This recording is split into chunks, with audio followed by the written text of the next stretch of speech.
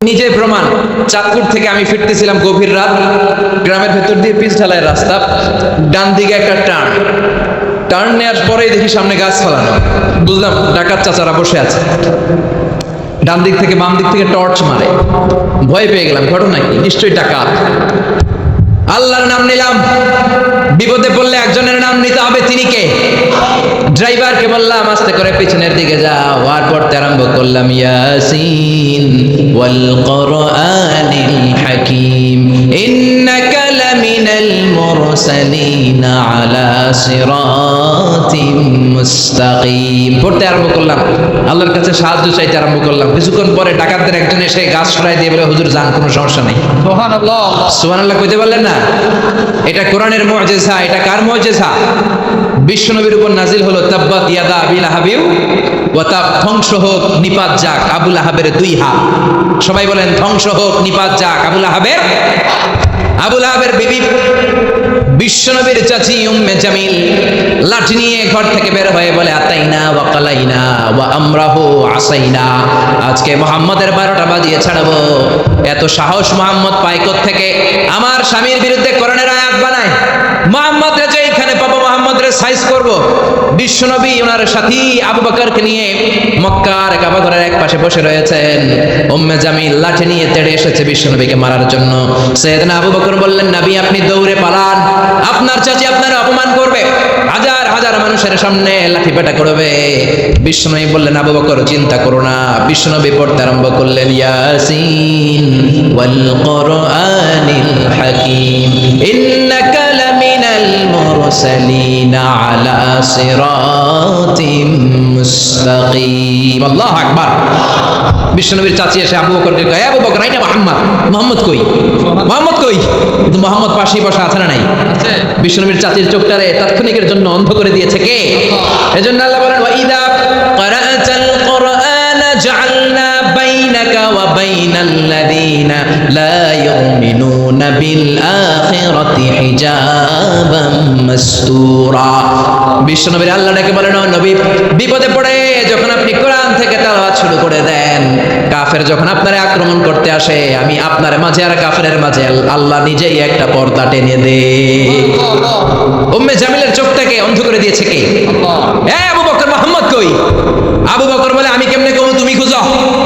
বিশ্বনবী তাকায় আছে, আবু বকরকে দেখে, বিশ্বনবীরে দেখে না। এখন সুবহানাল্লাহ, বিশ্বনবীরে গালিগালাজ করতে করতে উম্মে জামিল চলে যায়। বিশ্বনবীরে বাঁচায় দেয় কে? তাফসীরের জগতে যাদের বিচরণ আছে, আপনারা একটা তাফসীরের নাম শুনবেন, তাফসীরে কুরতুবী। শুনেছেন? আল ইমাম আল কুরতুবী, কর্ডোবা, স্পেনের একটা শহরের নাম কর্ডোবা। এই কর্ডোবাকে আরবিতে বলে কুরতুবী। উনি কর্ডোবার লোক।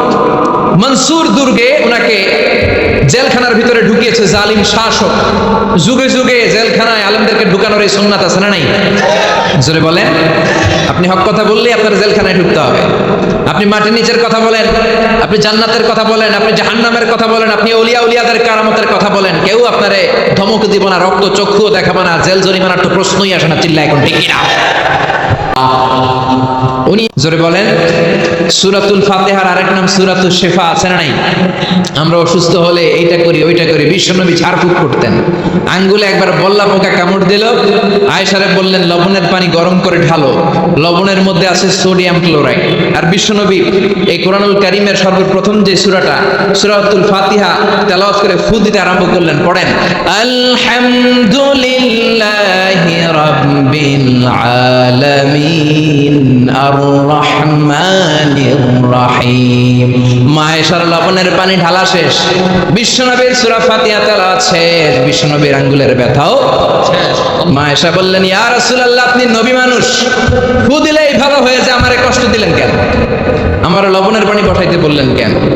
বিশ্বনবী বললেন, আয়েশা, লবণের পানি দিয়ে চিকিৎসা হয়, আর সূরাতুল ফাতিহা দিয়ে রুকিয়া হয়, ঝাড়ফুঁক। ঝাড়ফুঁক আর চিকিৎসা দুইটার সমন্বয়ে রোগ ভালো করে দেয় কে? কেউ যেটা পারে না পারে কে? কেউ যেটা দেয় না দেয় কে? এজন্য কোরআনের মধ্যে শিফা আছে, শিফা আছে। ফু দিলেই সুস্থ, কিন্তু ওই ঈমানটা আমাদের লাগবে, ওই ইখলাসটা আমাদের লাগবে। ওই সিনসিয়ারিটি লেভেল যদি আপনি নিজের মধ্যে নিয়ে আসতে পারেন, সূরাতুল ফাতিহা পড়ে ফু দিল, দুরারোগ্য ব্যাধি থেকে আপনারা সুস্থ করে দিতে পারে কে?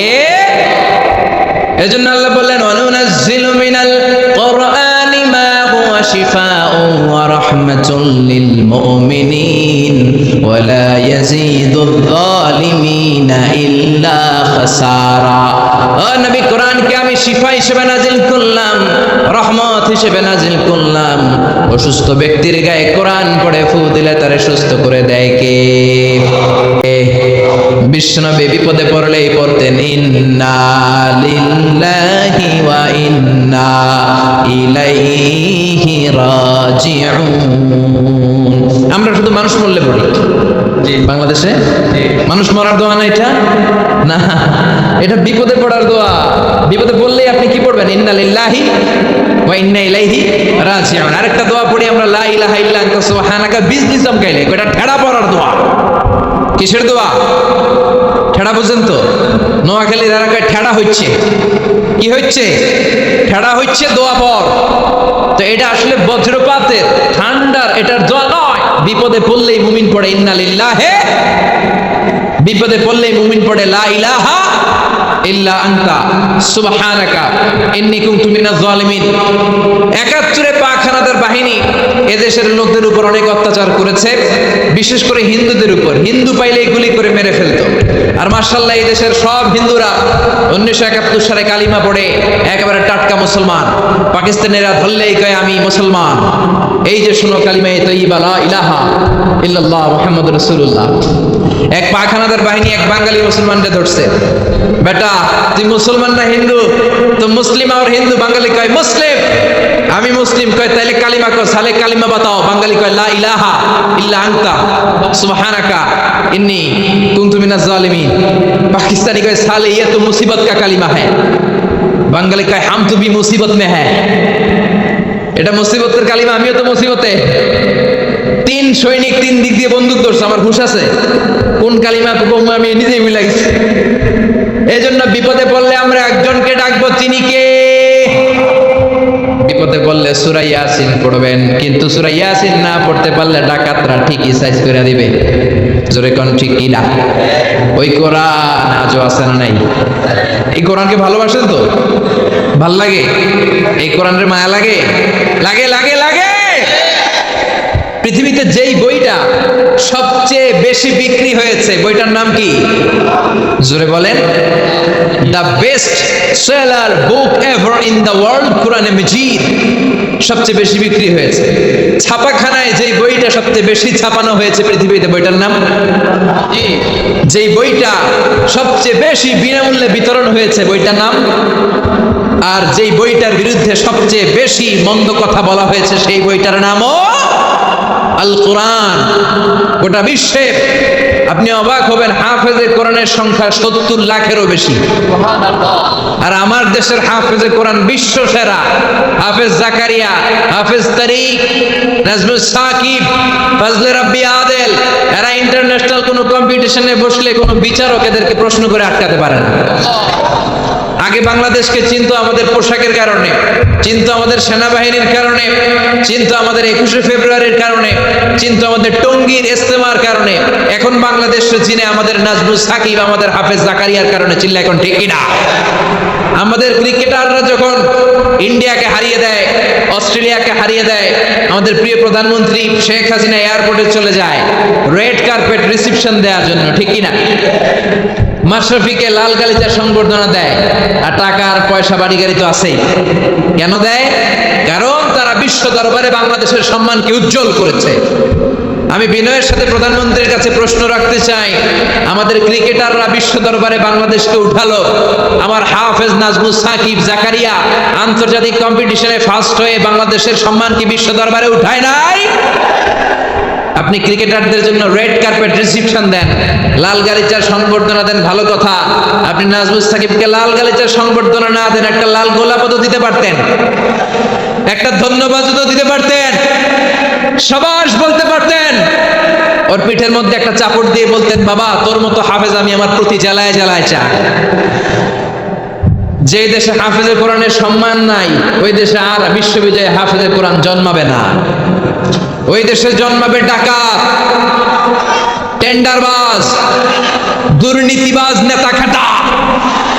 ওই দেশে জন্মাবে এরশাদ শিকদার, ওই দেশে জন্মাবে বদরুলের মতো লোক যারা খাদিজারে কোপাবে, ওই দেশে জন্মাবে পিচ্চি হান্নান, কালা জাহাঙ্গীর আর লতিফ সিদ্দিকীর মতো মন্ত্রী। চিল্লা এখন ঠিক কিনা? যে দেশে কোরআনের মর্যাদা নাই, এদেশের মেয়েগুলো হবে তসলিমা নাসরিনের উত্তরসূরি। ওই দেশে মা খাদিজার মতো মেয়ে জন্মাবে না, ওই দেশে ফাতেমার মতো মেয়ে জন্মাবে না, ওই দেশে জন্মাবে ঐশী যারা রামদা দিয়ে মায়েরও কোপায় বাবারও কোপায়। চিল্লায় বলেন ঠিক কিনা? এজন্য বাঁচতে হলে যে কিতাবটার দিকে ফিরে আসতে হবে কিনা? চিল্লায় বলেন কোরআন থেকে প্রেসক্রিপশন নিতে হবে। প্রেসক্রিপশন নিতে হবে কোত্থেকে? জোরে বলেন। কোরআন থেকে প্রেসক্রিপশন না নিলে এই সমাজটাকে সুন্দর করা যাবে না। কোরআন থেকে প্রেসক্রিপশন না নিলে আপনার জীবন শুদ্ধ হবে না, সমাজটা শুদ্ধ হবে না, দেশটা দুর্নীতিমুক্ত হবে না। কোরআন থেকে প্রেসক্রিপশন নিলে এদেশে টেন্ডারবাজি থাকবে না, চাঁদাবাজি থাকবে না, হত্যা গুম থাকবে না, বিচারের নামে প্রহসন থাকবে না, স্কাইপি কেলেঙ্কারি থাকবে না, সুদ থাকবে না, কোনো বাঁকাতেরা নাই, কোনো চৌমুহনী নাই, কোনো স্টপেজ নাই, ডানে বাঁয়ে কোনো মোড় নাই, স্ট্রেট ফরওয়ার্ড। এই সিরাতুল মুস্তাকিম কোরআনের পথে যদি একবার কোরআনের হাইওয়েতে উঠে যেতে পারেন, এই হাইওয়েতে আপনি উঠবেন দুনিয়াতে আর বের হয়ে যাবেন জান্নাতুল ফেরদাউস দিয়ে। কোন সুবহানাল্লাহ। এই জন্য এই কোরআনের পক্ষে থাকতে আমরা রাজি আছি না নাই? সবাই রাজি আছেন? এই জন্য কোরআনের বিরুদ্ধে যারা থাকবে ওদের কোনো লাভ হবে? কোরআনের বিরুদ্ধাচরণ করে এর আওয়াজকে কেউ বন্ধ করতে পারবে? এই কোরআনের ভেতরে কোনো ভুল আছে, সন্দেহ আছে, সংশয় আছে? থাকবে কেমনে? কারণ পাঠাইছে কে? যালিকাল কিতাব লা রাইবা ফি হুদাল লিল, this is the book whereof there is no doubt in it and a guidance to those who are muttaqin। এটা এমন কিতাব যে একটাও ভুল নাই, একটাও সন্দেহ নাই, একটাও সংশয় নাই। চিল্লায় পড়েন আল্লাহু আকবার।